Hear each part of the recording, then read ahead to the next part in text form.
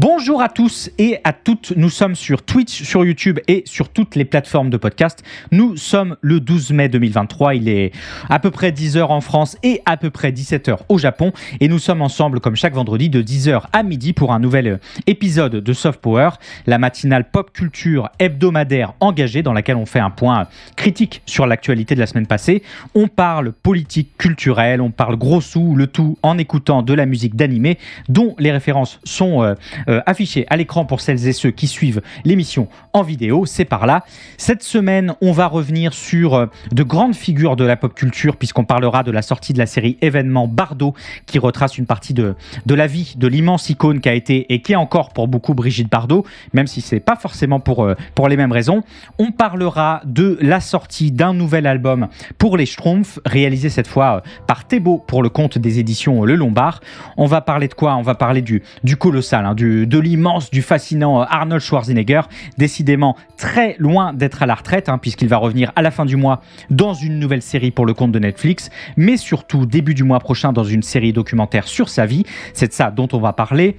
On va parler Fortnite, puisque le jeu va enfin devenir le lit d'une épreuve olympique, même s'il y a une petite entourloupe, vous allez voir. On va parler d'intelligence artificielle générative au Royaume-Uni, on va parler de téléchargement illégal au Japon, on va parler de MTV, mais vous connaissez les bonnes habitudes de l'émission et un petit peu les goûts aussi. Quand on a une bande-annonce empreinte de Porte Nawak où ça charcle du requin d'1 kilomètre de long avec des katanas sur un jet ski, je suis contractuellement obligé de vous montrer ça.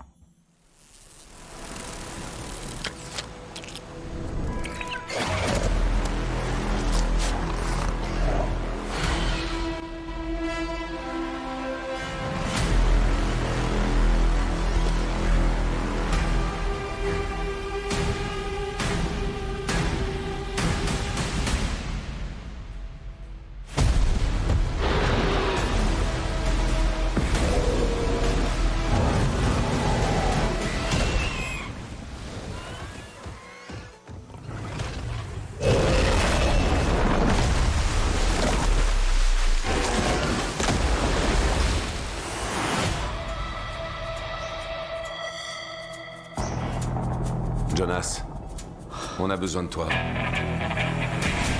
On détecte une suractivité aquatique à 8000 mètres de profondeur dans la fosse. C'est un écosystème ancien et inexploré. Ce qui se trouve là au fond tente de remonter à la surface. C'était une mauvaise idée. Toute petite.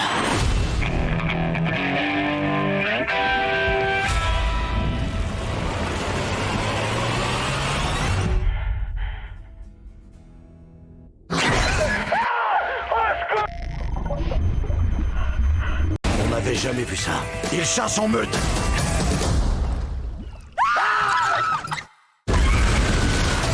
Vous pouvez vous détendre. Cette station, elle est anti-Meg. En fait, c'est ce que Jonas avait toujours redouté, mais je pensais... Descends!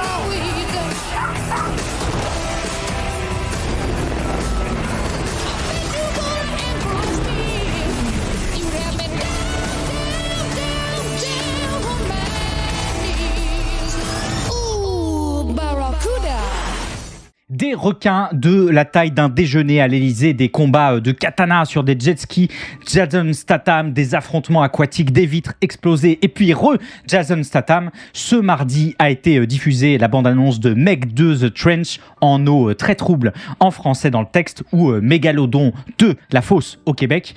Un film sino-américain qui adapte le roman The Trench de Stephen Alten et qui fait suite au premier en eau trouble qui avait rapporté la absolument pas modique somme du tout de 520 millions de dollars. Évidemment, on ne s'attend pas au prix Nobel de littérature, mais c'est pas du tout pour ça qu'on y va. Dans ce deuxième opus, on retrouve Jason Statham dans le rôle de Jonas Taylor, un ancien plongeur de la marine qui a survécu à sa rencontre avec le mégalodon du premier film. Il devra à nouveau faire face à la menace des requins géants qui se cachent dans une fosse sous-marine appelée The Trench. Il sera accompagné de Woo Jing qui reprendra son rôle de Chang.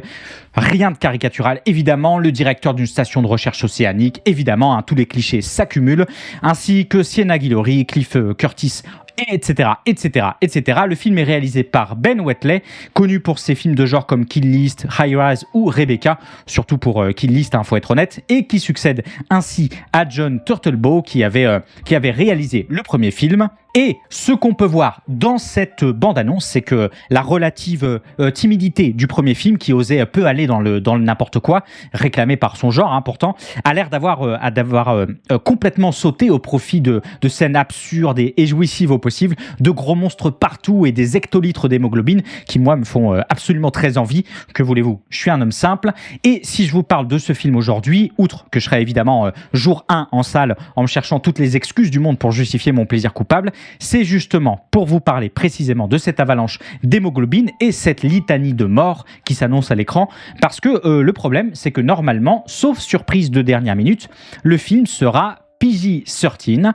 Alors pour celles et ceux qui s'intéressent un tout petit peu à l'industrie du cinéma américain, vous savez que les films sont classés selon leur contenu, en termes de violence, de sexe, de langue, de rapport aux drogues, etc., etc.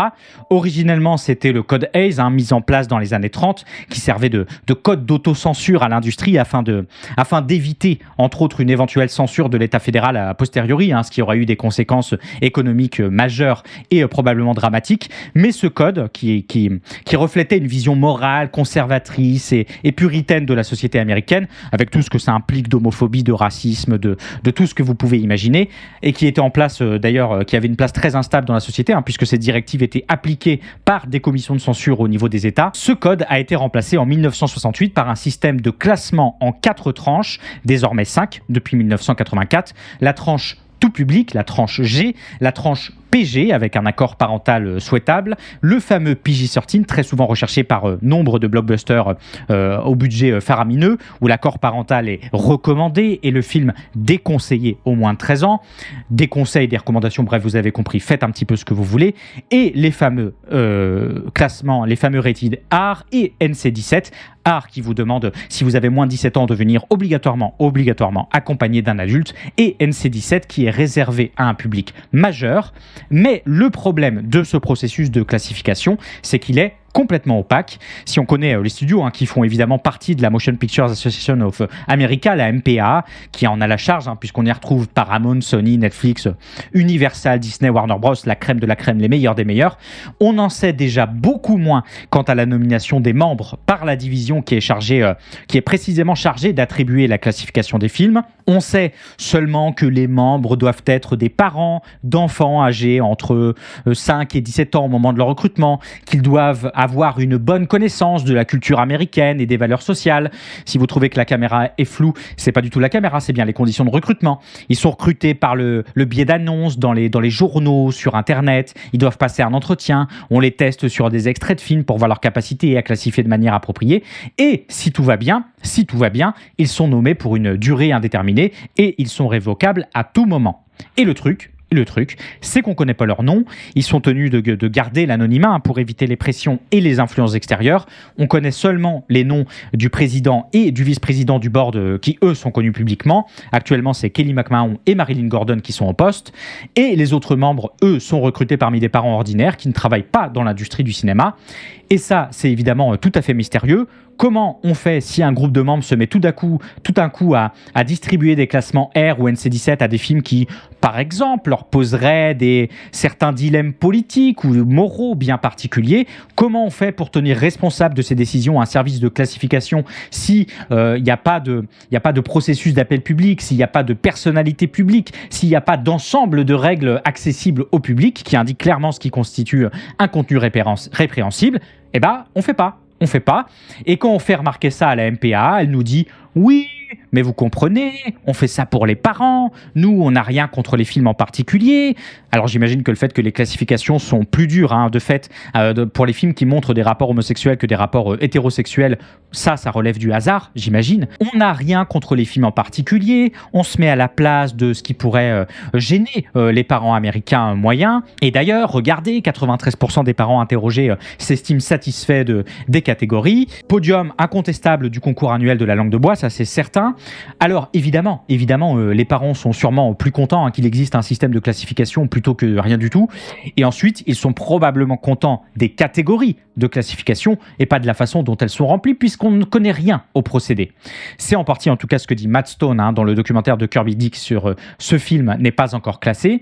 Et du coup, on se retrouve avec des classifications un petit peu hasardeuses, mais qui contiennent quand même sur la longueur certaines récurrences, comme par exemple le fait de surdésapprouver la nudité frontale, là où ça gêne beaucoup moins de montrer des têtes se faire éclater. Et là, on se retrouve avec Meg 2, The Trench. Alors, il n'y avait pas encore exactement la classification du film au moment où j'ai bossé cette news, mais on peut l'imaginer un petit peu.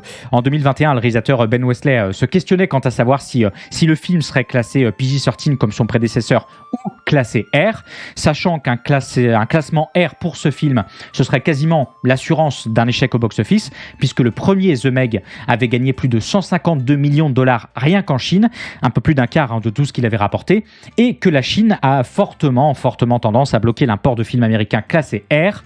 Et on sait que Meg 2 va sortir le 4 août en Chine, et c'est d'ailleurs une production sino-américaine, ce qui sous-entend quand même fortement que le film sera bien, sauf surprise, un PG-13, ce qui n'a aucun sens, vu tous les effets de gore qu'on a vus dans la bande-annonce. Bref, une petite histoire comme ça, vite fait pour commencer l'émission, qui nous rappelle que le processus de classification des films américains, pourtant si important pour bon nombre d'acteurs du milieu, c'est quand même un petit peu la blague, c'est opaque, les règles sont absconses, les critères sont mouvants selon les aspirations politiques et économiques du moment et de ses membres, et puis je vous ai épargné les nombreuses polémiques sur le saccage des films indépendants, sur la mise en valeur des films des studios qui sont membres de la MPA, etc. C'est comme ça. On ira tous voir, et tous, j'imagine en tout cas, ensemble, en eau très trouble, le PG-13. Ce sera le 2 août prochain dans les salles françaises. Je vous propose de continuer les gens parce que si vous n'allez pas voir En eau très trouble en salle, c'est peut-être aussi parce que vous allez le télécharger et ça, c'est pas bien, comme le dit l'adage, le téléchargement, c'est du vol. Et pour en parler cette semaine, je vous propose de faire un petit tour par le Japon, puisqu'au pays des cerisiers et de la retraite à 60 000 ans, les éditeurs et les diffuseurs de la Kontensukei ga Ryutsu Sokushinkiko, une organisation basée à Tokyo, créée en 2002 pour encadrer la distribution internationale de contenu japonais, mais surtout pour prendre des contre-mesures contre la violation du droit d'auteur et contre le piratage, a fourni une nouvelle étude dans laquelle elle chiffre les pertes de revenus japonais dues au piratage numérique à environ 2000 milliards de yens en 2022, ce qui fait environ 13 milliards d'euros. Un chiffre un petit peu magique qu'on croirait donné par un enfant de 5 ans qui veut acheter le monde. 2000 milliards, toujours basé sur la très absurde prémisse que celles et ceux qui ont téléchargé une œuvre l'auraient sinon acheté, ce qui est au minimum discutable, mais un chiffre intéressant quand même, puisqu'il est 5 fois plus élevé que les pertes estimées de 2019 pour l'ensemble du matériel piraté, comprenait principalement évidemment des mangas, des animés, de la musique et de jeux vidéo, beaucoup de musique évidemment dans l'industrie japonaise. L'organisation japonaise soulève que bien que les autorités aient réussi à faire fermer des sites pirates majeurs ces dernières années, les opérateurs des 10 sites sont simplement partis directement prendre quelques vacances à l'étranger, histoire de poursuivre leurs activités en échappant, en esquivant la détection. Pour essayer de le retrouver, l'organisation avait annoncé il y a quelques années travailler de concert avec, je vous jure que ça existe, l'association japonaise des hackers, afin d'identifier les opérateurs et de faire fermer les sites pirates. Un film américain, des sites pirates, pas toujours japonais par ailleurs, dans quel cas la Kontensukei ga Ryutsu Sokushinkiko va coopérer avec des autorités internationales en plus des autorités japonaises pour faire fermer les sites. En février dernier, on peut se souvenir que les autorités chinoises avaient réussi à démonter Be9good, un des plus grands sites pirates hébergeant des animés, sur la base d'informations précisément fournies par cette organisation japonaise dans un cadre de coopération internationale. Et au cours du même mois, l'action des autorités brésiliennes, cette fois-ci, avait conduit aussi à la fermeture de 36 sites pirates hébergeant les animés les plus populaires du moment, que vous connaissez si vous êtes amateur d'animés, Jujutsu Kaisen, Kimetsu no Yaiba, Shingeki no Kyojin, etc. Et pour 2002, donc, le chiffre de 2000 milliards de pertes de revenus potentiels, 2000 milliards, une augmentation drastique par rapport à 2019, du fait, nous dit l'organisation, de la généralisation de l'accès Internet au débit au Japon, de la forte demande de contenu et de l'explosion de sites pirates du fait de la pandémie. D'ailleurs, je me rattrape, c'est pas seulement qu'au Japon, et c'est surtout d'ailleurs en Asie de l'Est de manière générale. Bref, et puis évidemment la pandémie, paf le Covid, le retour du retour de celui qui n'est jamais bien loin. Pour lutter contre cette large augmentation, l'organisation demande encore plus de moyens financiers, plus de moyens humains et un renforcement de la coopération internationale, alors que se sont multipliés ces dernières années des sites mettant à disposition du contenu japonais en Asie et en Amérique du Sud. L'organisation déplore globalement, d'ailleurs, que la question de la violation du droit d'auteur soit pas plus prise au sérieux par les autorités internationales. Et en attendant de prendre du poids, elle demande à vous et à moi, un petit peu aussi, de ne pas lire, de ne pas regarder, de ne pas écouter de contenu piraté, parce que vous comprenez, c'est interdit, mais surtout, c'est mal pour les créateurs. Voilà, bref, une news qui nous rappelle que l'arsenal international pour la lutte contre le piratage continue de se développer, lentement mais sûrement, a fortiori que dans notre économie capitaliste contemporaine, le capital prend de plus en plus la forme de la propriété intellectuelle, dont l'une des formes les plus courantes est justement le contenu multimédia, un contenu qui, vous le savez, n'appartient que très rarement aux personnes qui l'ont créé, mais plutôt aux studios de cinéma, aux maisons de disques, aux maisons d'édition qui sont eux-mêmes détenus par plus gros qu'eux, et il est donc pas du tout étonnant que les nouveaux propriétaires en soient venus à considérer le piratage comme une problématique centrale de leur activité économique, d'où les importants financements de campagnes, d'organisations, de poursuites dans la lutte contre ce piratage ces dernières années, du développement de DRM pour protéger les œuvres, et dont cette organisation japonaise n'est qu'un des innombrables bras armés. Adopi, petite pensée à toi. Alors, je ne vais pas vous dire ici de télécharger, de ne pas le faire, c'est pas le propos, surtout que c'est un sujet extrêmement complexe, mais je voulais profiter de cette news quand même pour souligner que ça me fait toujours un petit peu tiquer quand les principales solutions apportées au piratage, c'est l'appel à la responsabilité individuelle, vous connaissez le discours, vous tuez la créativité, vous volez le salaire des auteurs, etc., mes fesses sur une énorme commode, ou quand la solution c'est de traquer jusqu'à la fin des temps celles et ceux qui vont monter des sites de téléchargement. Parce que ça mange pas de pain de rappeler, il me semble, que ce qui devrait pourtant être une évidence, que le piratage n'est pas motivé, pour la plus grande majorité d'entre nous, par une sorte d'échec moral, individuel, surprenamment bien partagé à travers beaucoup de pays dans le monde, mais bien par des facteurs structurels de l'économie et du capitalisme de marché. Parce qu'on est en 2023, que ces plateformes de streaming, mais aussi ces mangas, ces animés, ces albums ne sont pas ou ne sont plus, en tout cas, de simples divertissements, mais bien des composantes d'une culture moderne qui fait que de leur consommation une forme d'exigence sociale et que c'est dans ce cadre justement dans celui d'un marché où ces produits culturels de première nécessité dépassent largement les budgets moyens que l'on cherche et qu'on trouve rapidement d'autres moyens d'y accéder. Et les recherches sur la question montrent d'ailleurs pour la plupart que la majorité des pirates sont prêts à cesser leur activité de piratage si des options légales, pratiques et abordables sont disponibles. C'est pas pour rien qu'on a vu une flambée de piratage corrélée à l'explosion du nombre de plateformes de streaming ces dernières années. Et c'est là qu'il faudrait peut-être, à mon avis, bosser un petit peu plus. Si on veut vraiment parler sérieusement de piratage, il va falloir se poser sérieusement en amont des questions quant aux conditions de production et de diffusion des œuvres culturelles aujourd'hui. Des questions que certains ont probablement pas très envie qu'elles soient posées. Voilà, je m'arrête là pour cette news. Et puis, vite fait quand même, arrêtons avec cet argument des auteurs. C'est pas parce qu'on se mettrait mystérieusement toutes et tous à acheter que le lance-pierre avec lequel ils sont payés se changerait en un gant de velours. Dans le meilleur des cas, la pierre serait juste légèrement plus petite. Conditions de production et de diffusion. Et oui. Brigitte, vous êtes la plus grande célébrité cinématographique du monde. J'ai beaucoup de chance. Action! À quoi ressemble votre vie? Coupé! Ma vie ressemble à une grande prison. Attention! C'est exactement ce que je veux. Emmène-moi, s'il te plaît, je deviens folle. Attendez, le monde entier la réclame. Et vous, son agent, vous ne savez pas où elle est? Elle est libre. Je t'aime. Je suis fou de toi. Je n'ai jamais aimé, je n'aimerai jamais personne comme je t'aime. Il va quitter sa femme. C'est tout ce que tu détestes, cette fille. Je l'aime plus que tout. Toi, je te déteste. Faut que tu me laisses partir, Vadim. Tout sera toujours seul, Brigitte. T'en as rien à foutre des autres. J'arrête. C'est dégueulasse! La lâchez pas, c'est une mine d'or cette gamine. Arrêtez! Je veux pas de cet enfant, maman. La fille. C'est elle. Moteur. C'est Bardot, première. Bardot, la série événement.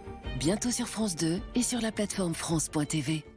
Ce lundi, France 2 a diffusé les 2 premiers épisodes de Bardot, une série qui en comptera donc 6 et qui retrace, tout est dans le titre, la vie de Brigitte Bardot, l'une des actrices françaises, si ce n'est l'actrice française la plus célèbre du monde. Une série qui retrace sa vie de ses débuts en 1949 avec sa première couverture du magazine Elle à sa tentative de mettre fin à ses jours en 1960, le jour de ses 26 ans. Le tout sur fond de starification internationale, d'iconisation culturelle, d'amour tumultueuse et d'engagement pour la cause animale. Bref, une série qui a pour objectif de nous en dire beaucoup sur le délirant phénomène culturel qu'a été Brigitte Bardot dans ces années-là.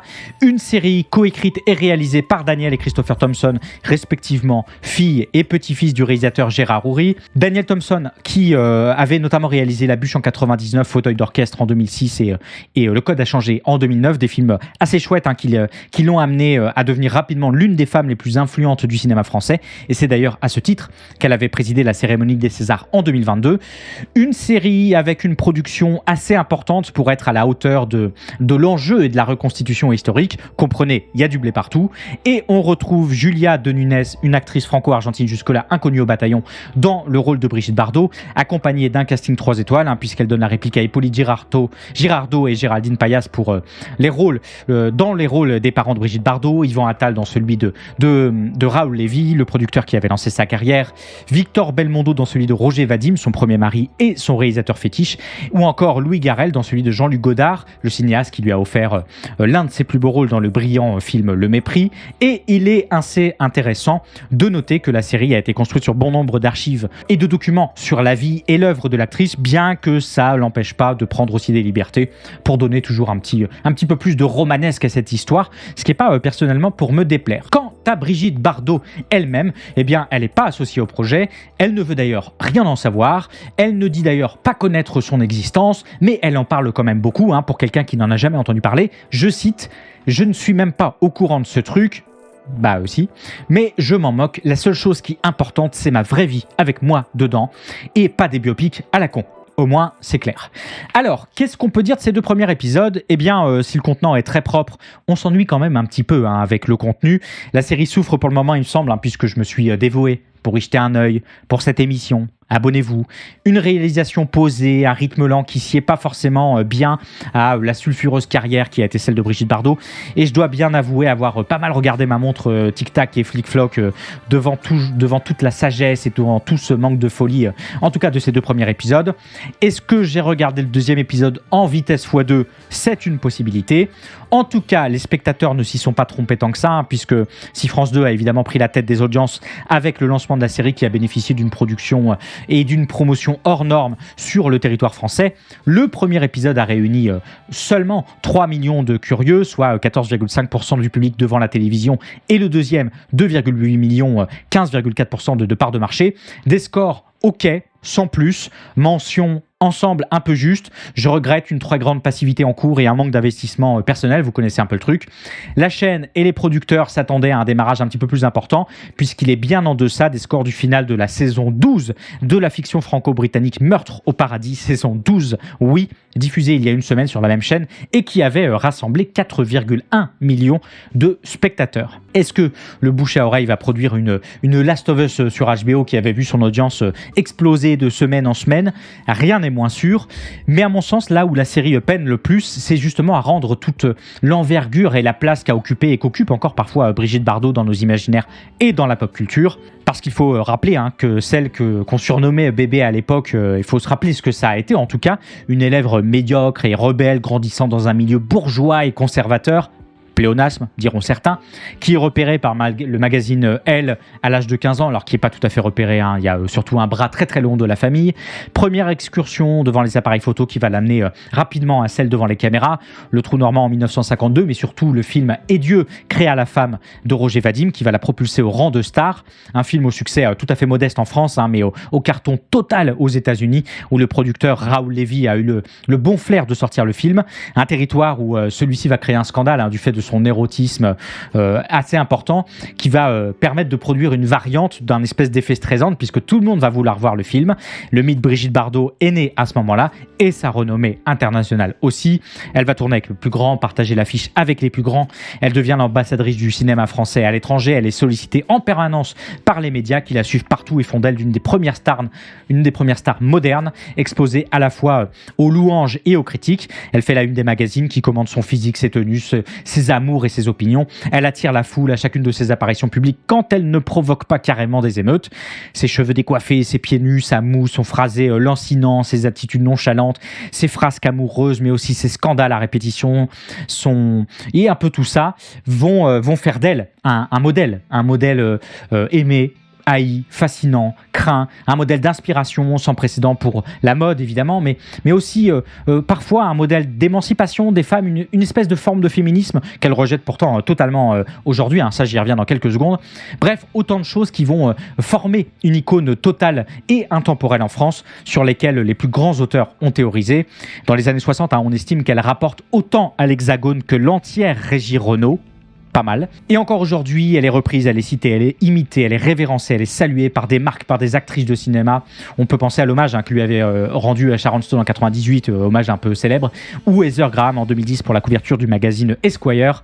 Et ça, c'était ça, le souffle Brigitte Bardot, assez loin de la brise un peu tiédasse de la série Bardot, à laquelle on peut laisser évidemment le bénéfice du doute pour les 4 prochains épisodes, même si on part pas, en tout cas moi je ne pars pas tout à fait enthousiaste. Et puis, difficile de pas terminer cette news, comme je l'ai vu dans le chat, sans parler de ce dont ne parle évidemment pas la série, puisqu'elle s'arrête aux 26 ans de Brigitte Bardot, c'est-à-dire l'après, ce qu'est devenu Brigitte Bardot aujourd'hui et qui continue de participer à alimenter en quelque sorte sa légende, et pas de la meilleure des façons. Recluse dans l'arrière-pays varois depuis sa retraite en 73, Brigitte Bardot écrit régulièrement loin des médias pour donner son avis sur la cause animale, dont elle a été l'une des pionnières, avec la création de la Fondation Brigitte Bardot en 86, qui œuvre pour la protection des animaux, mais aussi pour donner son avis sur l'évolution des mœurs. Et là, c'est tout de suite beaucoup moins glamour. Je vous passe les détails, mais je souligne juste qu'elle a été condamnée à 5 reprises pour incitation à la haine raciale, en raison de propos qu'elle a tenus concernant l'immigration, concernant l'islam en France, concernant le métissage ou encore concernant l'homosexualité. Et je vous laisse par ailleurs imaginer à quel point la question de la protection animale peut aussi être utilisée pour justifier des points de vue et des sorties racistes. Dernier exemple en date, mars 2019, où elle écrit dans une lettre ouverte que les Réunionnais sont une population dégénérée en raison du traitement qu'ils réserveraient aux animaux. Voilà, avec toutes ces sorties régulières, si j'avais un bingo de propos extrême droitiers, je pense que j'en serais au moins au 15e à devoir remplir. Mais c'est aussi ça, Brigitte Bardot, une icône paradoxale, une rebelle rattrapée par sa sociologie, dont l'aigreur actuelle n'a d'égal que sa liberté passée.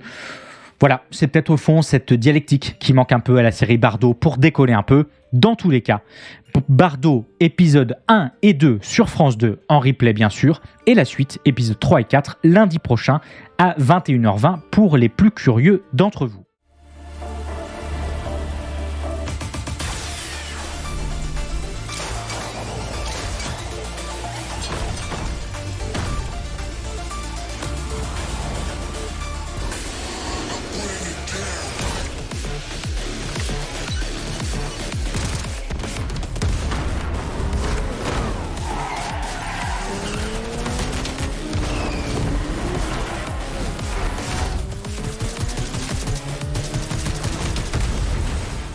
Une courte news, les gens, très courte cette fois-ci. On en parlait il y a quelques mois dans le Soft Power numéro 4 avec l'annonce du Comité international olympique de la tenue d'une nouvelle semaine de compétition dédiée aux jeux vidéo du 22 au 25 juin prochain à Singapour. Une compétition, si vous vous en souvenez, sobrement baptisée l'Olympic eSport Series, dont on se plaignait un petit peu de la liste de jeux présentés assez éclatés comme jamais, puisqu'il s'agissait pour la quasi-totalité d'entre eux d'applications mobiles très peu charmantes et surtout très éloignées des mastodontes de la scène e-sport internationale que sont League of Legends, Rocket League, Counter-Strike, Fortnite, Valorant, Apex ou StarCraft. Mais ça, c'était avant, puisque ça y est, Fortnite, le colosse d'Epic Games dont on parle régulièrement ici, est désormais considéré comme un sport olympique. On comprend bien qu'avec le jeu de tir d'Epic Games, le comité souhaite s'assurer une nouvelle tête d'affiche pour ces compétitions e-sport. Fortnite comptant en 2020 350 millions d'adeptes à travers le monde, c'est absolument colossal.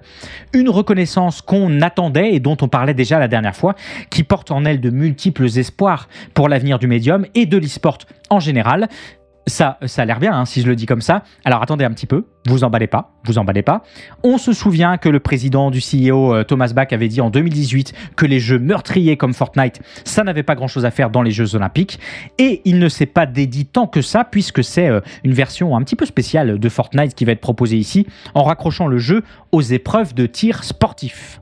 L'événement est donc sponsorisé par l'ISSF, l'International Sports Shooting Federation, et c'était la condition sine qua non pour participer à cette Olympic eSport Series 2023, puisque le tir sportif est un sport de compétition qui implique l'utilisation de vraies armes, mais spécifiquement dans le but de mesurer la précision. Eh bien, c'est exactement sur ce modèle que Fortnite va être remanié. Ici, pas de 100 joueurs qui vont s'affronter sur une île jusqu'à ce qu'il n'en reste plus qu'un, et ce qui a fait la célébrité de Fortnite depuis l'intégration du Battle Royale au jeu en 2017. Non, on parle pas de ça. Ici, une île spéciale va être créée pour l'occasion, dans des épreuves qui mettront la précision en valeur pour les 12 meilleurs joueurs issus de la Fortnite Champions Series qui s'y affronteront. Voilà. Alors, c'est probablement aussi idiot que de faire une compétition de Top Chef en glanant des bananes dans Mario Kart. Surtout que Fortnite n'est pas spécialement un jeu réputé pour la précision de ses armes. Loin de là même, puisque leur pattern est très souvent indéchiffrable. Mais là où ça devient encore plus bizarre, c'est que la page officielle des Jeux Olympiques souligne que l'événement n'est ni sponsorisé, ni soutenu, ni administré par Epic Games. Alors là, je sais pas. Quand j'ai vu ça, j'ai eu un blanc, comme maintenant. J'ai vu défiler ma vie dans un océan de points d'interrogation. Mais un événement Fortnite sans Epic Games, dont les joueurs sont sélectionnés par un championnat officiel Epic Games, sans Epic Games, je sais pas quoi vous dire, mais ça sent quand même un petit peu, ça rappelle un petit peu quand même les influenceurs YouTube qui veulent planquer leur participation à des publicités pour la Marine nationale en cachant leur placement de produit le plus loin possible dans la description de la vidéo. C'est très très très bizarre, difficile de s'enthousiasmer devant cette news très déceptive. J'avais envie d'y croire en cliquant la première fois sur les grands titres, mais caramba, encore raté, comme dirait l'autre. Les Olympic eSport Series 2023, ça a toujours l'air d'être un petit peu chiant, et ça se tiendra pour les plus téméraires d'entre vous du 22 au 25 juin à Singapour. Et il sera évidemment possible d'assister au match en ligne. Est-ce que je vais y assister ? Bien sûr que non. Qui est ce Schtroumpf ? C'est l'histoire d'un Schtroumpf qui atterrit sur le toit d'une maison du village des Schtroumpfs. Et en fait, personne ne le connaît. Il ne parle pas le langage Schtroumpf et il a surtout perdu la mémoire. Et heureusement, il y a la Schtroumpfette qui adore résoudre des énigmes. Donc elle va monter une expédition. Chacun a une personnalité différente. J'ai fait un peu comme l'agence touriste. Quand j'étais malade, quand j'étais petit, quand j'avais 10 ans, j'avais eu des Schtroumpfs, des figurines Schtroumpfs. Et c'était un peu le côté doudou. Donc je voulais faire un peu un livre doudou, avec plein d'aventures. Bon, en fait, vendredi dernier est sorti l'album Qui est ce Schtroumpf, réalisé et scénarisé par Frédéric Thébault, alias Thébault, que vous connaissez déjà peut-être pour avoir travaillé en collaboration avec Zep sur Captain Biceps, une parodie de super-héros qui avait été publiée dans le mensuel Cho, ou encore sur l'excellent album La Jeunesse de Mickey, qui avait d'ailleurs reçu le prix du meilleur album jeunesse au BD-Gest et le prix jeunesse du Festival d'Angoulême de 2017. Thébault qui revient donc avec un nouvel album, Qui est ce Schtroumpf, qui nous met en case et qui nous met en page l'histoire d'un nouveau Schtroumpf qui se réveille un matin sur le toit d'une maison du village des Schtroumpfs. Problème, il ne se souvient de rien, il ne comprend rien au langage Schtroumpf qui lui assène ses congénères, ni une ni deux, accompagné de Schtroumpf costaud, du Schtroumpf à lunettes et de la Schtroumpfette. Ce mystérieux nouveau Schtroumpf va partir en quête de son identité. Un album très chouette à lire, qui cherche pas à révolutionner son matériel, mais au contraire à le référencer, avec un petit twist que je vous laisse découvrir. Un album album au découpage pleinement maîtrisé, là il n'y a rien à redire, qui se lit bien et assez rapidement, et que j'ai terminé hier soir avec un certain plaisir pour être honnête, le tout servi par un style qu'on n'est pas habitué à voir appliqué au Schtroumpf. Après plusieurs essais, Thébault a mis le crayon sur un style assez rondouillé, servi par des grands aplats vibrants pour proposer une version personnelle des Schtroumpfs. La Schtroumpfette sans talons, à la coupe au carré, se retrouve avec des lignes très énergiques qui témoignent de son envie de résoudre les mystères du nouveau Schtroumpf. Le Schtroumpf costaud se retrouve 4 fois plus grand que ses congénères et est probablement passé par une petite cure de stéroïdes aux champignons. Et le fameux Gargamel n'échappe pas non plus au coup de crayon de Thébault, même si je vous en laisse la surprise. Mais au-delà de son style, cet album, Qui est ce Schtroumpf, a une petite particularité, c'est qu'il n'est pas une suite de la série habituelle. Il inaugure en réalité une série chez l'éditeur Le Lombard qui, pour cet album, s'est laissé tenter par un tirage à 50 000 exemplaires, là où un album classique des Schtroumpfs se fait à plus du double.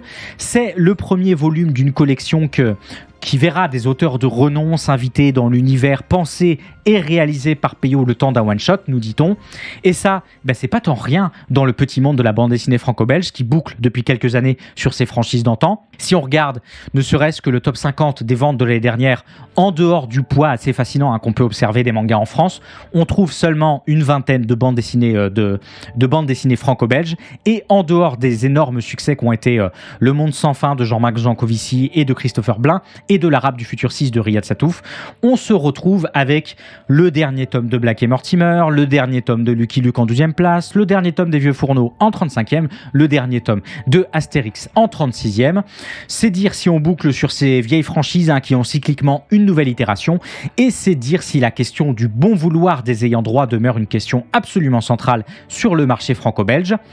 En autorisant Thébault à sortir des clous pour son album Qui est ce Schtroumpf, les ayants droit des Schtroumpfs, la famille de Peyo, se rangent du côté de ceux de Lucky Luke, par exemple, qui avait accepté avec le temps la prise de certaines libertés, notamment visuelles, avec l'œuvre originale, de la même façon que les ayants droit de Corto Maltese, le personnage de Hugo Pratt, avaient accepté la réinterprétation de Bastien Vives, et à contrario, les ayants droit de Peyo s'inscrivent en faux face à ceux d'autres personnages qui doivent rester immuables, absolument immuables, comme Astérix, dont les aventures se poursuivent très fidèlement au graphisme d'Uderzo, où on peut se souvenir aussi de Gaston Lagaffe, pour lesquels les éditions Dupuis avaient confié au Canadien Delaf la suite, pour un album aujourd'hui bloqué par la fille de Franquin. Et évidemment, les Schtroumpfs s'inscrivent radicalement cette fois en faux face aux ayants droit de Tintin, puisque la société Moulinsart, gérée par la deuxième femme d'Hergé et son époux actuel Nick Rodwell, refuse vigoureusement tout nouveau dessin des personnages, tout nouvel album, ce qui fait que Tintin, lui, ne compte à son actif et pour sa notoriété que 2 films, 5 films d'animation, 6 jeux vidéo et 3 séries télé tirées des 24 scénarios légués par Hergé. Et il avait d'ailleurs fallu, on se souvient, 25 ans à Spielberg pour négocier les droits de Tintin pour le cinéma. L'enfer. Un enfer créatif qui se répercute pour l'instant assez peu financièrement, en tout cas chez Casterman, qui vend à peu près 3 millions d'albums chaque année dans le monde et a vendu 250 millions d'albums depuis 1934. Mais c'est pourtant bien l'ouverture des Schtroumpfs à d'autres auteurs et à d'autres travailleurs culturels qui a permis à l'œuvre de Peyo d'être un acteur majeur de l'histoire de la pop culture et surtout de demeurer l'être, comme en témoigne le succès récent du film de 2011 et ses 560 millions de dollars de recettes, ce qui est colossal, ou ses nombreuses déclinaisons en jeux, en jouets, en goodies en tout genre, en musique, souvenez-vous, Schtroumpf Party, meilleur album, je veux rien entendre, qui permettent aux Schtroumpfs de continuer à explorer de nouveaux mondes, qui leur permettent de durer et de toucher ainsi potentiellement de futures générations. Qui est ce Schtroumpf de Thébault? C'est aux éditions Le Lombard, c'est sorti vendredi dernier, c'est Schtroumpfement validé et je vous recommande.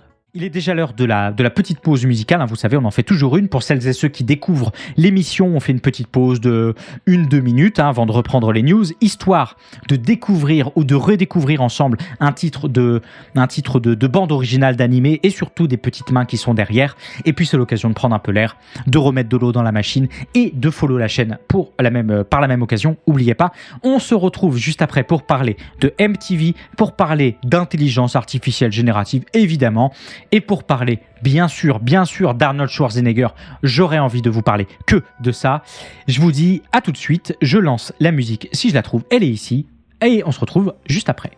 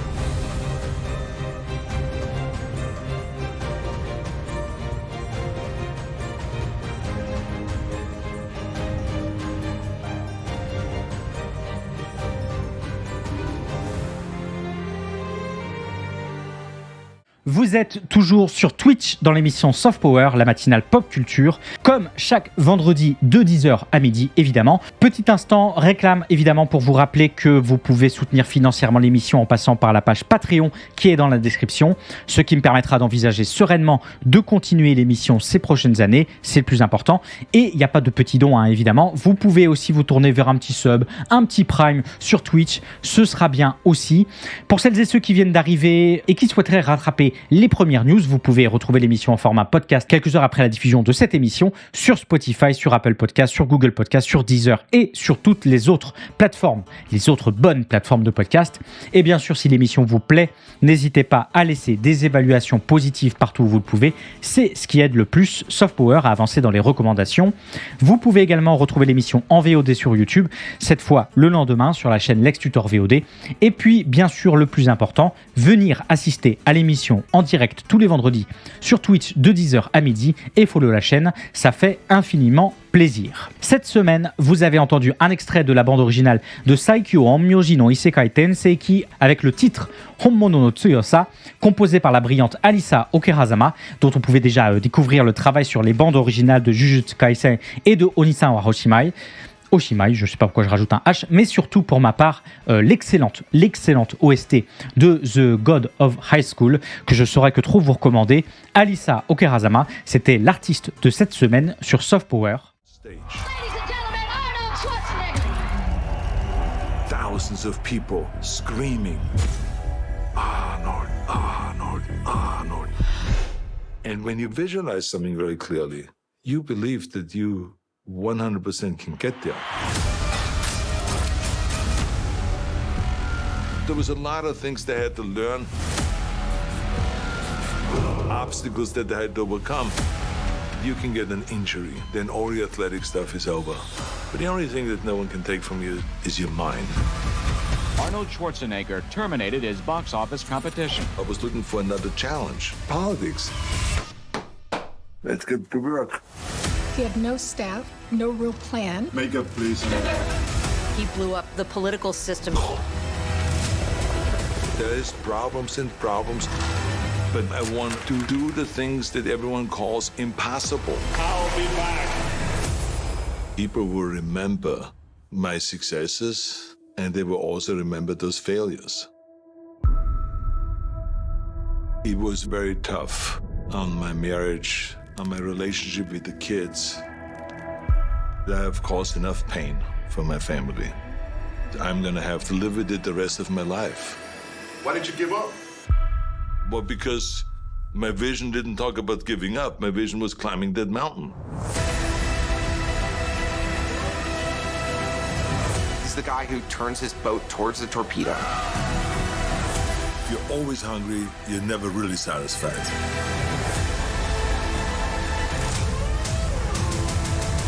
No matter what it takes, work your ass off. Do it. Do it now.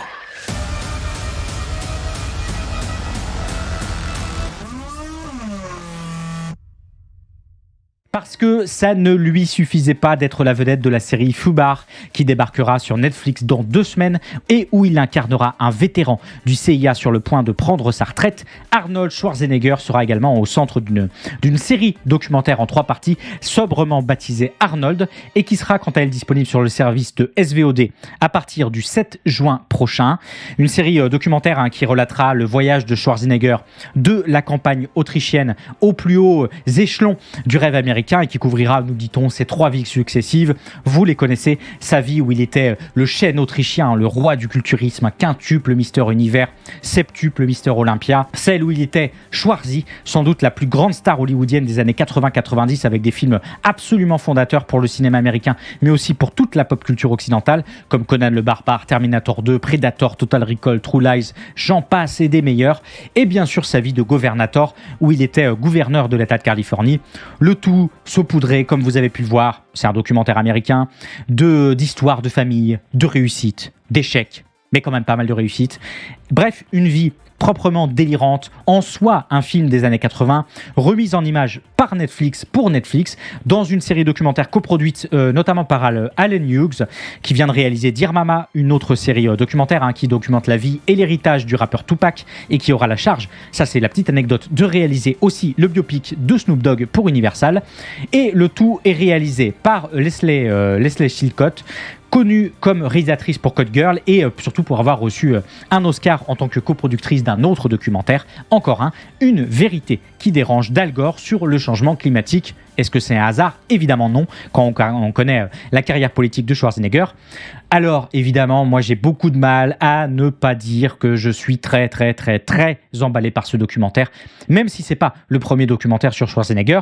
On peut se souvenir à ce titre du culte, absolument culte, Pumping Iron, que tout amateur d'Arnold, ou en tout cas que tout amateur de musculation, se doit avoir vu au moins une fois dans sa vie. On peut se souvenir vite fait de Arnold Blueprint qui retrace ses jeunes années en Autriche. On peut se souvenir du récent et du très curieux The Game Changer, un documentaire assez direct sur la non-nécessité de produits carnés pour des sportifs de haut niveau, un peu curieux. Comme beaucoup de gens de ma génération à travers le monde, j'ai grandi avec Schwarzy, j'ai été intrigué, j'ai été fasciné, j'ai été soufflé, j'ai été admiratif de l'homme et surtout de son impact culturel, au moins aussi colossal que ses pectoraux étaient longs, un impact culturel tout simplement prodigieux qui a été maintes et maintes fois étudié, analysé, décrit et même anthropologisé, mais dont il est souvent impossible de montrer pleinement à la fois l'ampleur et la profondeur de sa pénétration dans une forme de psychisme culturel international. Schwarzenegger, c'est à la fois le nom et l'homme, mais c'est aussi l'adjectif, l'adverbe, le verbe, le comparatif, la métaphore d'une génération qui va y voir là l'Amérique, le rêve américain, la puissance, la réussite, la persévérance, mais aussi une interrogation et un écho à ses propres mythes fondateurs. Les premiers rôles massifs de Schwarzenegger sur grand écran, en renvoyant fortement à l'idée d'un cinéma inventé pour montrer des corps et des corps en mouvement. Quand le LA Times parle de Schwarzenegger, des Schwarzenegger de la science qui cherchent à détruire le VIH, quand Obama utilise à plusieurs reprises la formule « je reviendrai », ils savent pertinemment qu'ils se mêlent à un imaginaire partagé par le plus grand nombre, et cette fois à des fins politiques ou à des fins de communication. Mais Schwarzenegger, il faut le dire, c'est évidemment une génétique, une motivation et une chance, disons-le, clairement exceptionnel, mais c'est surtout le produit d'une époque, parce que loin de la fable du self-made man qu'on lui accole si souvent, son histoire c'est surtout celle d'une succession de timings socio-économiques et historiques exceptionnels. Fatigués de la contrition des années 70 et des récits pessimistes sur le Vietnam, les Américains des années 80 veulent retourner à du grand récit, et quoi de mieux pour incarner ce grand récit que celui qui physiquement voulait devenir l'idée de l'Amérique, qui était prêt à illustrer le mythe du rêve américain et à se représenter patriote et libéral à une époque de surreprésentation, de sursignifiance de la puissance du pays avec l'élection de Reagan, bénéficiant de son époque du gain de popularité du culturisme dans les années 70, de l'essor du cinéma d'action dans les années 80-90 où Hollywood traquait chaque nouveau talent, ou encore de la crise énergétique en Californie dans les années 2000. Il aura été tout au long de sa vie le support parfait de tout un tas de narratifs plus ou moins solides, et cette série documentaire Arnold est à l'image de la carrière du bonhomme, un timing parfait sur une plateforme de SVOD, à une époque de crise mêlée de pandémie et d'inflation où la nostalgie montre temporairement des vertus curatives, à une époque où la pop culture boucle depuis des années sur les années 80-90, et quelques jours après la sortie de sa nouvelle série Fubar qui a l'air vraiment pas terrible, mais que je vais mater, et dont je ne résiste évidemment pas de vous montrer un court extrait.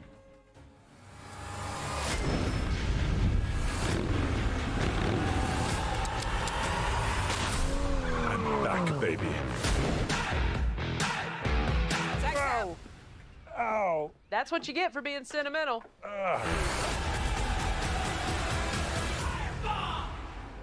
Arnold avait dit qu'il reviendrait et il le fait en effet toujours au bon moment. Arnold, la série documentaire, ce sera le 7 juin prochain sur Netflix et c'est totalement Day One pour moi. Come a long way. Check out this 2003 interview. I'm older now and I'm making a lot more of my own decisions. That was from MTV News, which is being shut down after 36 years. Clap de fin pour MTV News. Ce mardi, une division majeure de la Paramount a annoncé qu'elle fermerait MTV News et réduirait ses effectifs américains de 25%, mettant ainsi définitivement fin à des centaines d'emplois tout d'abord et à la division d'information de MTV ensuite. MTV, pour celles et ceux qui ne connaîtraient pas ou qui ne connaîtraient plus, c'est cette chaîne de télévision américaine spécialisée dans la musique et dans la culture jeune, lancée en 1981, qui a eu un impact tellement considérable sur la pop culture mondiale en influençant les goûts musicaux, les modes vestimentaires, les comportements sociaux et les enjeux politiques de millions de personnes que certains auteurs sont allés jusqu'à parler de génération MTV. Il faut dire que la chaîne avait été en avance sur son temps en révolutionnant le paysage médiatique en diffusant des clips musicaux en continu, ce qui a permis de populariser le format vidéo et de donner une nouvelle dimension à la musique. C'est aussi MTV qui avait contribué à faire émerger ou à consacrer des stars de la pop, du rock, du rap, du R&B comme Madonna, comme Michael Jackson, comme Prince, comme Nirvana ou Eminem, tout en étant un acteur majeur dans la promotion de la diversité et de l'œuvre culturelle. C'est aussi des tonnes d'émissions de divertissement, des séries, des films qui ont marqué la culture populaire. On peut penser à MTV Unplugged, à Jackass, à Daria, aux MTV Music Awards, aux MTV Movies, et TV Awards et quoi d'autre que sais-je, ça ne me vient pas à l'esprit, qui ont donné lieu à des moments forts et évidemment à des polémiques. C'est une chaîne qui avait su quelque part capter l'air du temps et qui a façonné la pop culture mondiale au fil des années par son innovation, une certaine créativité et puis une certaine forme d'audace, même si c'était pas non plus le grand soir, comprenez-moi bien. Et il n'a pas fallu évidemment attendre des années avant que MTV se pare d'un versant news, puisque MTV News, dont on va parler maintenant, le site web d'information de MTV avait été lancé en 1984 afin de proposer des articles, des vidéos, des podcasts autour des dernières tendances musicales, mais aussi autour des enjeux sociaux et des événements culturels et politiques du moment. Des correspondances comme L'Odeur, Tabitha Soren, Sushin Pak, Gideon Yago, peut-être des noms qui vous disent quelque chose, et d'autres parlaient musique, parlaient culture pop, parlaient politique, bref, de tout un tas de sujets dont les médias traditionnels ne parlaient pas toujours et souvent pas, avec parfois un ton un petit peu particulier.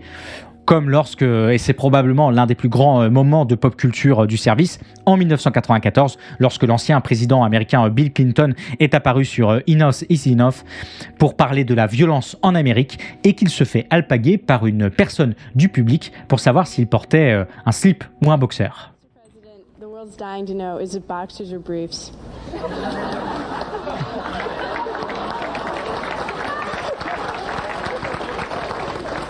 Usually briefs. I can't believe she did that. Ce qui a fait le tour des médias traditionnels et qui est devenu rapidement une blague, un emblème pour la branche d'information, puisque la question ressortira régulièrement par la suite lors des échanges avec Barack Obama, avec Bill Gates ou même avec John McCain, tant qu'à faire. Oui, sauf que MTV, c'est plus que c'était. Après avoir connu un succès phénoménal et avoir marqué la pop culture mondiale pendant plusieurs décennies, la chaîne a connu une chute progressive de son audience et de son influence à partir des années 2000. Elle a d'abord été confrontée à la concurrence d'autres chaînes musicales comme VH1 ou BET, qui ont ciblé des publics plus spécifiques ou plus âgés, et un peu No Life TV en France, évidemment, tout à fait déterminant. Elle a aussi été dépassée par l'émergence d'Internet et des réseaux sociaux qui ont offert aux spectateurs et aux artistes de nouvelles sources d'information et de divertissement. Et elle a, vous vous en doutez bien, perdu son statut de référence musicale et culturelle au profit des plateformes comme YouTube, comme Spotify ou comme Netflix. Et depuis, la chaîne, qui a abandonné son côté musique, est plus ou moins désormais un amalgame d'émissions de télé-réalité un peu nulles, comme Jersey Shore ou Teen Mom. Elle est de plus en plus contrainte à des rediffusions ou à des adaptations ou des remakes d'anciens succès, l'amenant à être toujours plus éclipsée par d'autres acteurs culturels. Et MTV News a évidemment suivi le train en marche arrière, en perdant de son importance avec le déclin de MTV, la chaîne cette fois, et l'essor d'Internet et des réseaux sociaux, mais aussi avec les coups de butoir permanents des investisseurs pour toujours plus de rentabilité du groupe. Il y a quelques années, le site avait déjà subi une réduction forte de ses effectifs. Comprenez que ça a licencié à tour de bras, et ses programmes aussi, en abandonnant la guerre contre BuzzFeed et Vice, en se recentrant sur de la hard news sensationnaliste, sur des critiques d'œuvres pop culture un peu bâclées et sur des podcasts un peu nazes, au détriment d'un journalisme de qualité qui avait pourtant fait le sel de sa reconnaissance. Et ce n'était donc qu'une question de temps avant que le service passe le câble à gauche, a fortiori qu'il ne s'intégrait plus dans la stratégie de divertissement actuelle de la Paramount, qui place au pinacle de celle-ci son service de streaming Paramount+, dont on a parlé il y a quelques semaines. Et elle se soumet à des réductions de coûts, notamment Paramount qui se soumet à des réductions de coûts dans cette conjecture économique tout à fait particulière. On en a déjà parlé. Réduction de coûts qui, vous l'aurez bien compris, ne concerne évidemment pas les marges actionnariales, évidemment. Une décision de fermer MTV News qui rappelle celle qui date d'il y a un mois de BuzzFeed d'éliminer sa division d'information et celle de Vice aussi de mettre fin à son célèbre Vice News Tonight dans le cadre d'une vaste restructuration. Bref, dans une note au personnel, je vous le donne parce qu'on va s'en délecter, le président de Showtime, MTV Entertainment Studio et de Paramount Media Networks, Chris McCarthy, a déclaré que malgré le succès de Paramount en matière de streaming, l'entreprise continue de ressentir, je cite, parce qu'il faut pouvoir le dire sans perdre une dent, ça, malgré le succès de notre plateforme de streaming, nous continuons de ressentir la pression de vents contraires économiques plus larges, comme beaucoup de nos pairs. Précisant au passage que nos coordinateurs ont travaillé avec les ressources humaines au cours des derniers mois pour déterminer l'organisation optimale pour les besoins actuels et futurs de notre entreprise. Bref, du bon bullshito marketing, comme on adore évidemment ici, pour enrober ce qui est évidemment un licenciement massif et un clap de fin pour un des piliers de la pop culture occidentale des années 80-90. J'espère qu'en quittant leur bureau après avoir appris la mauvaise nouvelle ce mardi, les salariés de MTV News gratifieront McCarthy au moins de la question du slip et du boxer et d'un petit taquet derrière la nuque là comme ça, ni vu ni connu. Allez, courage à eux. Les gens, dernière news de cette semaine, que serait une bonne semaine sur Soft Power sans une petite news intelligence artificielle générative pour bien nous faire bader? Une meilleure semaine, vous me direz-vous, et vous auriez raison. Mais puisque les travailleurs culturels ne peuvent décidément pas y couper, nous non plus. Et cette semaine, je vais vous parler un petit peu de la Bradford Literature Festival, ou plutôt du Bradford Literature Festival.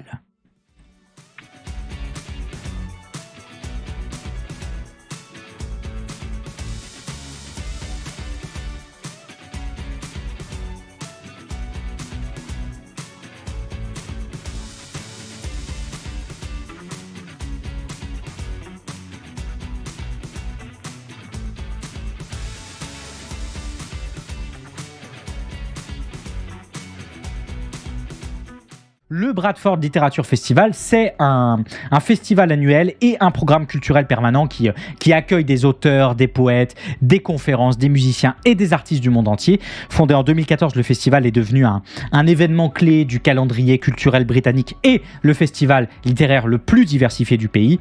Et cette année, pour l'édition 2023, ce sont pas moins de 70 000 visiteurs qui sont attendus et plus de 500 événements répartis entre le 23 juin et le 2 juillet. Ça a l'air d'être une dinguerie. Et quoi de mieux pour promouvoir cet événement extraordinaire, soutenir les auteurs et créer du commun en pleine période de doute, de craintes justifiées et de débats enflammés autour de la question des intelligences artificielles génératives que de promouvoir son édition 2023 en utilisant des images générées par l'intelligence artificielle générative.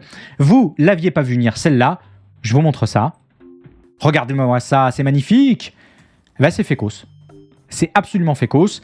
Un manque de précaution et de recul absolument délirant pour ce festival majeur de la création mondiale, parce qu'il n'y avait pas de créateurs disponibles, j'imagine.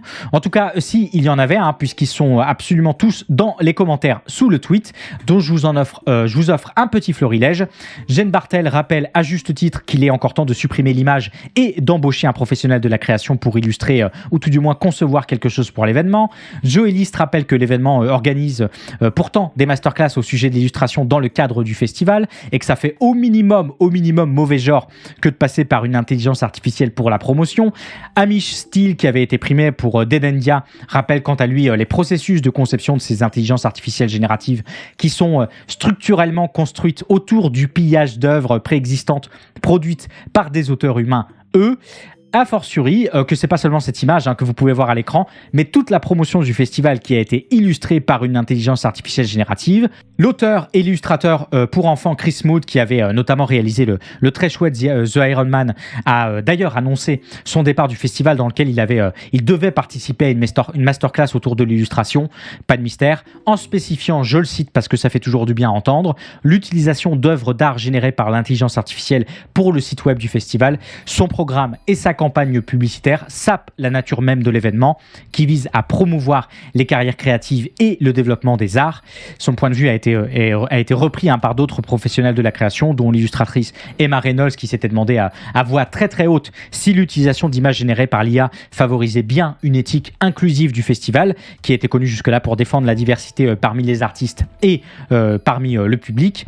La Société des auteurs a également exprimé son mécontentement dans une lettre adressée à la directrice du festival, en soulignant les risques que l'intelligence artificielle représente pour le droit d'auteur et les carrières créatives, et a demandé au festival par ailleurs de s'engager à ne plus utiliser l'intelligence artificielle à l'avenir. Et a raison, il faut dire qu'on n'avait rien vu d'aussi gonflé depuis les ballons chinois. Heureusement, le festival, lui, s'est évidemment empressé de retirer son affiche et de s'excuser platement. Ça, c'est évidemment ce que j'aurais dit, si l'éthique avait encore un petit peu de place en 2023. Mais évidemment, c'est pas du tout ce qui s'est passé. Le festival s'est empressé de nous sortir sa plus belle langue de bois. Je cite: « Nous entendons les critiques des illustrateurs et des auteurs quant à l'utilisation d'images générées par l'intelligence artificielle dans le cadre de notre campagne de marque 2023. Nous avons parlé à The Bookseller et à la Société des auteurs et réitéré notre engagement total et continu à soutenir les carrières créatives et les droits des créatifs face aux nouvelles technologies. L'intelligence artificielle crée sans aucun doute des changements sismiques dans tous les secteurs et le débat sur son utilisation appropriée se poursuivra dans les années à venir. » Voilà, de la belle langue de bois comme on adore. Les images sont toujours en ligne. Il n'est pas question de les remplacer par le travail d'artiste. Pas de porte fermée pour l'intelligence artificielle pour l'avenir. Pas d'excuses non plus, évidemment. Un discours aussi vide que les Champs-Élysées un 8 mai. Le festival a ajouté quelques heures après que l'utilisation de l'IA était une expérimentation artistique et non une substitution au travail humain. Je vois pas trop bien ce que ça change. Et il a invité notamment la Société des auteurs à venir discuter davantage de cette question complexe, ce qui repousse encore une fois au calendrier grec une réflexion éthique de fond sur les intelligences artificielles génératives. Bref, une polémique de plus autour des IA génératives qui illustre une fois de plus les enjeux éthiques et juridiques que pose le développement de cette technologie dans le domaine de l'art et de la culture, en posant encore une fois la question de la définition et de la protection de la création originale, ainsi que du rôle et de la responsabilité des acteurs culturels face à cette nouvelle proposition technologique. Et il me semble, une fois de plus, que ce n'est pas du côté des gros acteurs du milieu qu'il faudra venir chercher des solutions. C'est terminé pour les news de cette semaine. J'aurais pu vous faire un point également sur la grève des scénaristes aux États-Unis, avec une belle petite douille cette semaine de Disney et de Warner Bros. Qui, en manipulant un petit peu les clauses de contrat, arrivent en partie à contourner le droit de grève de certains showrunners. J'aurais pu vous parler des compensations versées aux employés victimes de sexisme de la part de Riot Games. C'est un début de reconnaissance de pratiques ultra répandues malheureusement dans le milieu du jeu vidéo. J'aurais pu vous parler de nouveaux détails autour de la TwitchCon Paris 2023. J'aurais pu évidemment vous parler de la sortie aujourd'hui du très attendu nouveau Legend of Zelda sur Nintendo Switch après avoir cogné un énorme 96 sur 100 sur Metacritic. Mais on va s'arrêter là côté news pour aujourd'hui et passer directement aux recommandations de cette semaine. Copie ne sort pratiquement pas dans le moindre cinéma de proximité. Or, c'est le budget d'un film qui va estimer le nombre de copies auxquelles il aura droit. Mais le souci est aussi culturel. Un occasionnel, ça va pas prendre le risque d'aller voir une comédie qui se range dans une catégorie art et essai s'il doit faire 30 minutes en voiture. Il veut être sûr de passer un bon moment, de pas être déçu. Parce que je reviens rapidement là-dessus, mais pour un occasionnel, le cinéma reste un événement. Je vous propose de commencer par la chaîne Game Focus, une chaîne qui parle de cinéma et qui cette semaine revient sur un article de BFM et à travers lui sur l'épineuse question de savoir pourquoi les comédies françaises marchent mieux en région qu'à Paris. C'est hyper bien documenté. Le vidéaste revient entre autres sur les problématiques économiques et matérielles d'accessibilité du cinéma, sur le succès de films au décorum parisien en région, sur la quasi-absence de contre-programmation à Paris, sur l'impact des abonnements type carte UGC sur les habitudes de consommation, il en parle très rapidement. Ça parle de poids de l'industrie américaine sur les petits exploitants, ça aussi très rapidement.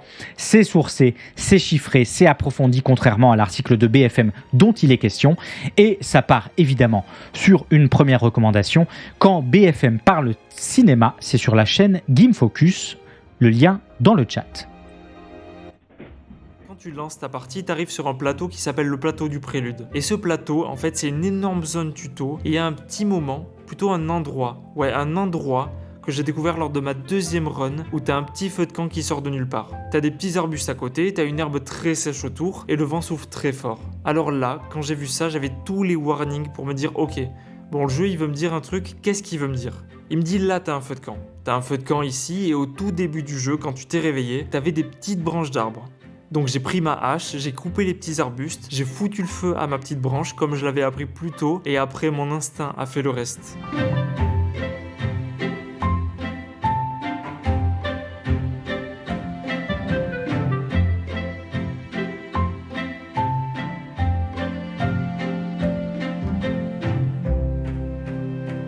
Je ne pouvais pas vous parler de Zelda cette semaine, et puisque c'est aujourd'hui la sortie de Tears of the Kingdom sur Nintendo Switch, je vous propose de revenir sur l'épisode précédent Breath of the Wild avec cette vidéo de Tunker qui essaye de comprendre comment, d'un point de vue des mécaniques de jeu et de la physique du jeu Zelda, on arrive à produire l'un des sentiments de liberté les plus réussis de l'histoire du jeu vidéo.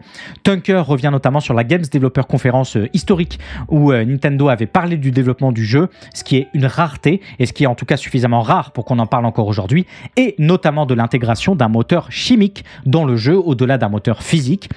Que vous ayez joué à Zelda Breath of the Wild ou non, cette vidéo devrait vous comme le jeu, vous provoquer un petit frisson de liberté. Je vous recommande sur le même sujet, puisque c'était un petit peu la semaine, pour également la très chouette vidéo de The Great Review pour Le Monde, et accessoirement, si vous comprenez un peu l'anglais, je vous conseille l'excellente vidéo Game Maker's Toolkit. Moi le premier, que culturellement on fait un peu du surplace, qu'on boucle sur les mêmes trucs nostalgiques, une culture de la société de consommation où l'industrie du divertissement, par aversion au risque et recherche de profit, ne nous propose plus grand chose que des bidons de lessive sans grande ambition. En l'occurrence, il y a bien une forme de nostalgie dans ces productions web, il n'y a qu'à voir toutes les histoires qui tournent autour de personnages de l'enfance des zoomers, donc qui datent d'à peu près l'année dernière, d'épisodes de dessins animés maudits ou perdus, de détournements de figures pop. Mais même là, elle a tendance à les subvertir. Est-ce qu'on n'aurait pas là même un retour à une forme de contre-culture ? Bon, une chose, faut arrêter de... Vous vous souvenez des conditions générales d'utilisation de soft power ? Répétez après moi. Quand une nouvelle vidéo de Bolchegeek est disponible, elle est instantanément retranscrite dans les recommandations de la semaine, ça vous le savez. Et cette semaine, c'est une des dernières vidéos de la saison pour le compte du journal L'Humanité, dans laquelle l'équipe Bolchegeek revient sur le rapport des nouvelles générations à l'horreur, sur une transformation de la fascination pour le true crime à l'époque d'Internet, et sur notamment l'émergence d'une potentielle nouvelle contre-culture. Ça fait écho à beaucoup de questions que moi j'ai personnellement depuis des années sur l'organisation des communautés en ligne, et interrogation que je trouve au moins aussi vertigineuse que les vidéos de Feldup qui servent de trame de fond à cette vidéo de la team Bolchegeek. Comme toujours, c'est ultra quali, foncez les yeux ouverts et les oreilles à l'affût. De quoi ont peur les jeunes ? C'est sur la chaîne du journal L'Humanité et c'est par l'équipe Bolchegeek. Un jeu peut utiliser au mieux les moyens à ses dispositions, penser une cohérence parfaite entre son art visuel, sa narration et son gameplay. S'il ne prend pas en compte son audience, l'effet ne marche pas. Il y a plusieurs facteurs qui déterminent si une audience va trouver une œuvre belle. Le plus élémentaire, ce sont les goûts et le vécu personnel. En traitant d'une situation ou d'un sujet spécifique, si l'œuvre fait bien son travail, elle touchera plus facilement les gens qui ont un vécu ou au moins un intérêt similaire. Certains jeux font le choix de se concentrer principalement là-dessus. Ils trouvent leur niche et ça peut très bien marcher. Et pour terminer les recommandations de cette semaine, je vous propose de finir par une question. Qu'est-ce qui fait qu'un jeu vidéo est beau ? Ça, c'est la question que se pose la chaîne Very Own Son, une toute petite chaîne confidentielle.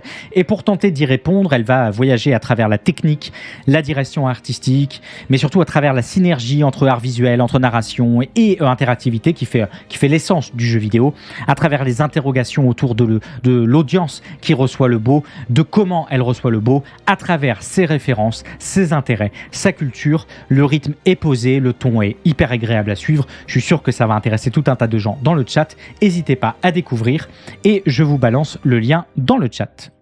Voilà, c'est la fin de ce Soft Power. Vous pouvez enfin reprendre votre partie de Zelda. Je vous retrouve la semaine prochaine pour la 14e, il me semble, plus précisément vendredi prochain, de 10h à midi, heure française sur Twitch.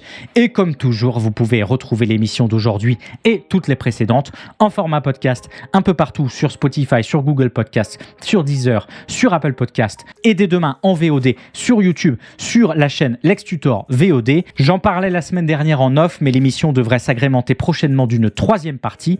Si je me chauffe, ce sera une semaine sur 2 pour faire intervenir des travailleurs culturels, des experts, des universitaires ou en tout cas des personnes qui travaillent autour de la pop culture et qui vont pouvoir enrichir notre façon de concevoir tous ces objets culturels.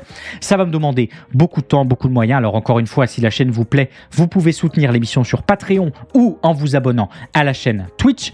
Vous pouvez bien sûr follow la chaîne, venir en live le vendredi, mettre des pouces bleus, des étoiles, des plus, des je ne sais pas quoi, et tout ce qui peut permettre à l'émission de grossir toujours un peu.